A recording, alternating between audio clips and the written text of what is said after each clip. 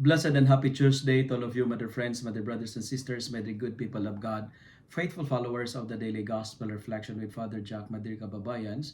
Today is January 9, 2024, and today is Tuesday within the first week in Ordinary Time. Our Gospel for today is from the beautiful and the wonderful account of the Gospel of Mark chapter 1, verses 21 to 28. And today's Gospel, it speaks about authority. When we speak about authority, it's not about power, it's not about control, but authority, it's all about credibility of one's integrity.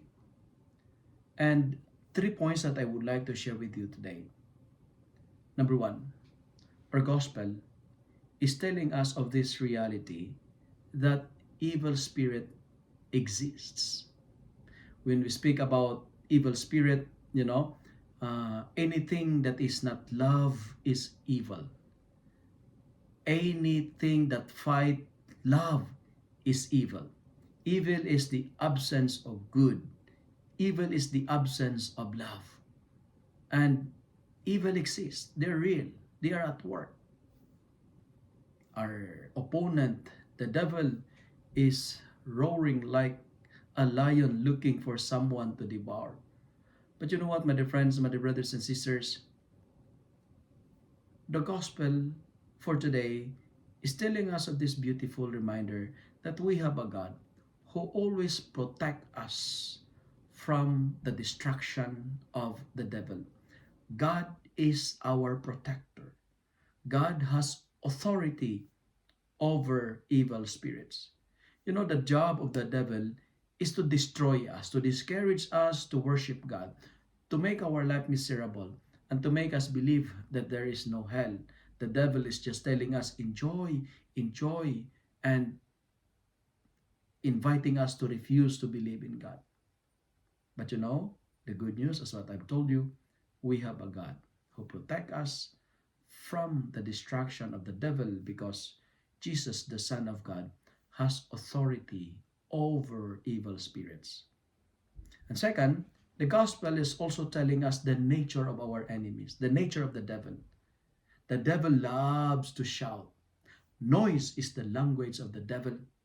That's why a man with unclean spirit, meaning the man possessed with an evil spirit, cried out.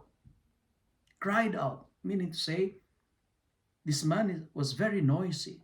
That's why today, we are encouraged to appreciate silence because silence is the language of God. Silence is the power of God. But friends, stop yelling. Stop raising your voice.